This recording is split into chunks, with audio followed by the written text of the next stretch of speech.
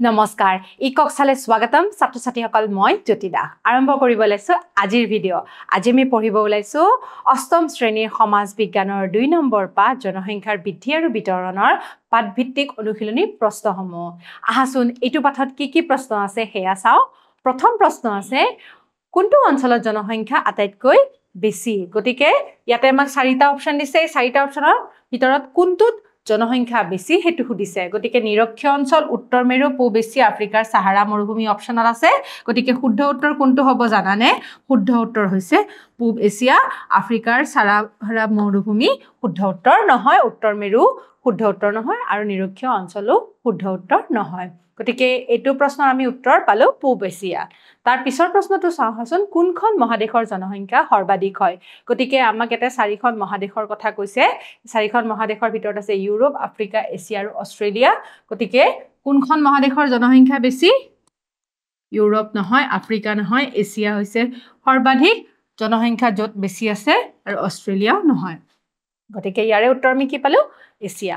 গতিকে পিছৰ প্ৰশ্নটোলৈ যাও 2011 চনত অসমৰ জনসংখ্যা আছিল 2.24 কোটি নে 3.12 কোটি নে 2.35 কোটি নে 2.46 কোটি গতিকে ইয়াৰে শুদ্ধ উত্তৰ কোনটো হ'ব জানানে এইটো 3.12 কোটি গতিকে বাকি কেটা অপচন আমাৰ ভুল বুলি আমি ক'ব পাৰো ঠিক আছে ইয়াৰে উত্তৰটো আমি পালো তাৰ পিছৰ প্ৰশ্নটো চাওঁচোন তলত উল্লেখ কৰা কোনখন মহাদেশত মানুহৰ স্থায়ী বসতি নাই গতিকে কোত মানুহৰ স্থায়ী বসতি নাই কোত আছে ক'ব পাৰিবানে এছিয়াতো সকলোতকৈ জনসংখ্যা বেছি আছে গতিকে এছিয়া নহব দক্ষিণ আমেৰিকাও নহব তাতেও জনসংখ্যা বেছি আছে কুমেৰু বা এণ্টাৰ্কটিকা হৈছে শুদ্ধ উত্তৰ গতিকে এইটো মেৰুত স্থায়ী মানুহৰ বসতি নাই গতিকে ইউৰোপো নহয় গতিকে শুদ্ধ উত্তৰটো হৈছে কুমেৰু বা এণ্টাৰ্কটিকা ঠিক আছে তাৰ পিছৰ প্ৰশ্নটো চাওঁচোন পৃথিৱীৰ ভিতৰত আটাইতকৈ জনবহুল দেশখন হ'ল গতিকে আমাৰ ইয়াতে চাৰিটা অপচন আছে ভাৰত পাকিস্তান ৰাছিয়া আৰু চীন গতিকে ইয়াৰে শুদ্ধ উত্তৰ কি জানানে তোমালোকে ভাৰত যেন লাগিছে নেকি ভাৰতখন নহয় পাকিস্তান নহয় ৰাছিয়া নহয় সকলোতকৈ জনসংখ্যা থকা দেশ হৈছে চীন আমাৰ ভাৰতখনো অগ্ৰগতি হৈ আছে ভাৰতো কেইদিনমান পিছত চীনতকৈও আগুৱাই যাব তাৰ পিছৰ প্ৰশ্নটো চাওঁচোন খালি ঠাই পূৰ কৰিব দিছে জনসংখ্যাৰ বৃদ্ধি শব্দটোৱে জনসংখ্যাৰ দেশ বৃদ্ধিক বুজায় ঠিক আছে কি বুজায় ইয়াক গতিকে ইয়াক গুণগত নে সংখ্যাগত বৃদ্ধিক বুজায় সংখ্যাগত ঠিক আছে ইয়াৰে শুদ্ধ উত্তৰটো হৈছে সংখ্যাগত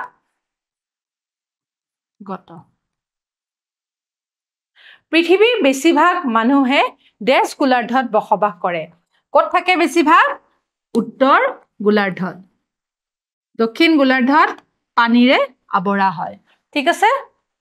তাৰ পিছৰ প্ৰশ্নটো কি প্ৰতি বৰ্গ কিলোমিটাৰৰ এলেকাত যিমান সংখ্যক লোকে বসবাস কৰে সেই ঠাইখনৰ জনসংখ্যাৰ কি হ'ব ঘনত্ব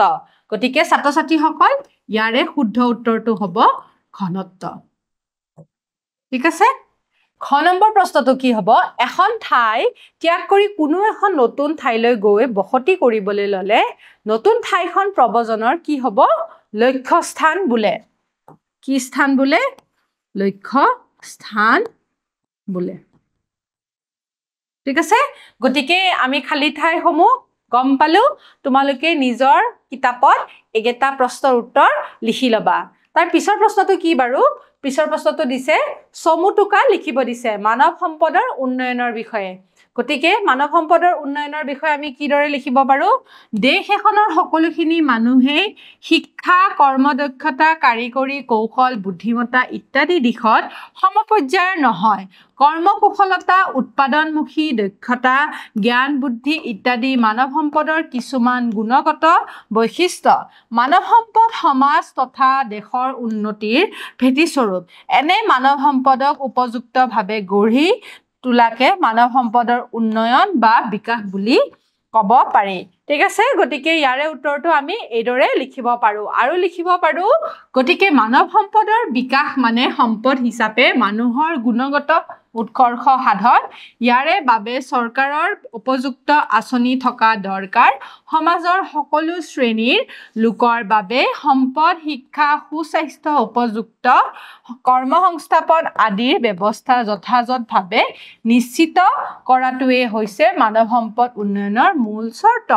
জনসংখ্যাৰ গুণগত বিকাশ হলে মানৱ সম্পদৰ বিকাশ হোৱা বুলি ক'ব পাৰি ঠিক আছে তাৰ পিছৰ প্ৰশ্নটো কি দিছে জনসংখ্যাৰ থুপীকৰণ মানে কি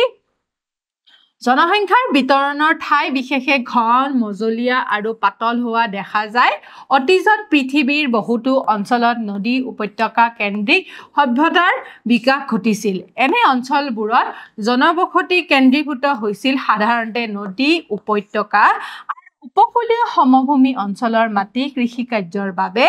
উপযোগী তদুপৰি এনে অঞ্চলবোৰত উদ্যোগ পশুপালন আদিৰ বাবে প্ৰয়োজনীয় পানীৰ সুবিধাও থাকে গতিকে আমি জনসংখ্যাৰ থুপীকৰণটো আৰু কিদৰে লিখিব পাৰো মাছ ধৰা বৃত্তি আৰু কম খৰচী যাতায়াতৰ সুবিধা থকাৰ কাৰণে আজিও এনে অঞ্চলবোৰত জনবসতি ঘন আৰু নগৰৰ সংখ্যাও বেছি সাধাৰণতে যিবোৰ ঠাইত প্ৰাকৃতিক বা মানৱসৃষ্ট সুবিধাৰ ভিত্তিত বসতি অতি ঘন তাতেই জনসংখ্যাৰ থুপীকৰণ ঘটা বুলি ক'ব পাৰি ঠিক আছে আমি এতিয়া জনসংখ্যাৰ থুপীকৰণৰ বিষয়ে এইদৰে লিখিব পাৰো ঠিক আছে তাৰ পিছৰ প্ৰশ্নটো কি দিছে জনসংখ্যাৰ বিস্ফোৰণৰ ওপৰত চমুটোকা লিখিব দিছে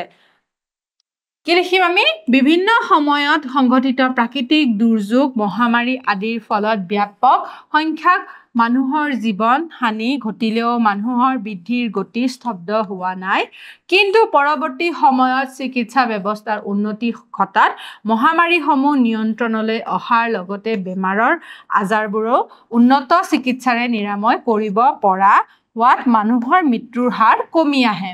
ঠিক আছে ইয়াৰ ফলত ঊনবিংশ শতিকাৰ আৰম্ভণিৰ পৰা জনসংখ্যাৰ ক্ষিপ্ৰগতিত বৃদ্ধি হ'বলৈ ধৰে আৰু জনসংখ্যাৰ এনে অভাৱনীয় পৰিৱৰ্তনকে জনসংখ্যাৰ বিস্ফোৰণ বোলা হয় ঠিক আছে আমি এইটো উত্তৰ এনেদৰে লিখিব পাৰো ঠিক আছে এতিয়া আমাক বহলাই লিখিব দিছে ৮০টা মান শব্দৰ ভিতৰত জনপ্ৰব্ৰজন কাক বোলে ঠিক আছে এই জনপ্ৰব্ৰজন মানে কি হয় বুজি পাইছা নহয় জনপ্ৰব্ৰজন মানে কাক বোলে সুধিছে ঠিক আছে ইয়াৰ কাৰণবোৰ কি কি জনপ্ৰব্ৰজনৰ ফলাফলবোৰৰ বিষয়েও আমাক লিখিব দিছে ঠিক আছে কিদৰে লিখিব পাৰো আমি অতীত কালৰ পৰা মানুহে এঠাইৰ পৰা অন্য এঠাইলৈ গৈ বসতি স্থাপন কৰি আহিছে কিছু সংখ্যক লোকে কৰ্মসূত্ৰে বা আন কোনো কাৰণত অন্য এখন ঠাইলৈ গৈ স্থায়ী বা সাময়িকভাৱে বসতি কৰা কাৰ্যক জনপ্ৰব্ৰজন বোলে ঠিক আছে জনপ্ৰব্ৰজনৰ কাৰণসমূহ হ'ল সাধাৰণতে যুদ্ধ বিগ্ৰহ প্ৰাকৃতিক দুৰ্যোগ মহামাৰী বানপানী গৰাখহনীয়া খাদ্য সংকট ৰাজনৈতিক সংকট আদি কাৰণত মানুহে এখন ঠাই ত্যাগ কৰি আন এখন ঠাইলৈ প্ৰব্ৰজন কৰে বৰ্তমান সময়ত উন্নত শিক্ষা গ্ৰহণ কৰ্মসংস্থাপন নিৰাপদ জীৱন যাপন আদিৰ বাবে প্ৰব্ৰজন ঘটে ঠিক আছে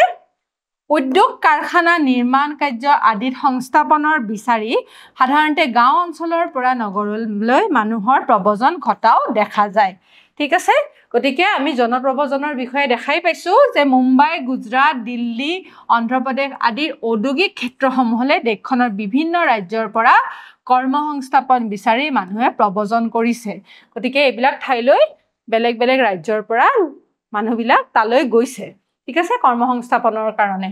এনেদৰে কৰ্মক্ষম সম্পদ হিচাপে এঠাইৰ পৰা আন ঠাইলৈ মানুহৰ প্ৰব্ৰজন ঘটিছে জনপ্ৰব্ৰজনৰ ফলাফলসমূহ হৈছে তলত উল্লেখ কৰা হ'ল জনপ্ৰব্ৰজনৰ মাত্ৰা অধিক হ'লে লক্ষ্যস্থানত থাওঁতে জনসংখ্যা দ্ৰুতগতিত বৃদ্ধি পায় ইয়ে ঠাইখনত ভূমি আৰু অনন্য সম্পদৰ জনমূৰি পৰিমাণো হ্ৰাস কৰে ঠিক আছে ইয়াৰ উপৰিও কি হয় কেতিয়াবা কোনো কোনো প্ৰব্ৰজন লক্ষ্যস্থানৰ ৰাজনৈতিক ভাষা সংস্কৃতিৰ সংকটো দেখা দিব পাৰে ঠিক আছে গতিকে ইয়াৰে উত্তৰটো আমি এইদৰে লিখিব পাৰো ঠিক আছে এতিয়া আমাক প্ৰকল্প দিছে তোমাৰ গাঁও বা নগৰত কি কি সা সুবিধাৰ বাবে জনসংখ্যাৰ বৃদ্ধি হৈছে নিৰ্ণয় কৰিব দিছে পৃথিৱীৰ জনসংখ্যা বিতৰণ আৰু জনবহুল দেশসমূহ চাই মহাদেশ অনুসাৰে লিপিবদ্ধ কৰিব দিছে গতিকে এতিয়া আমাক প্ৰথম প্ৰকল্পটো কি দিছে তোমালোকে এই দুটা প্ৰকল্প নিজে কৰিব লাগিব মই অকমান তোমালোকক বুজাই দিও বাৰু এতিয়া তোমালোকৰ গাঁও বা নগৰত কি কি সুবিধা আছে কেনেকুৱা ধৰণৰ সংস্থাপন আছে যাৰ কাৰণে বাহিৰৰ পৰা মানুহ থাকে ঠিক আছে ধৰা তোমালোকৰ এলেকাত বিৰাট ডাঙৰ ডাঙৰ চাহ বাগিচা আছে গতিকে সেই চাহ বাগিচাৰ কাৰণে বাহিৰৰ পৰা মানুহ আহি থাকিব লৈছে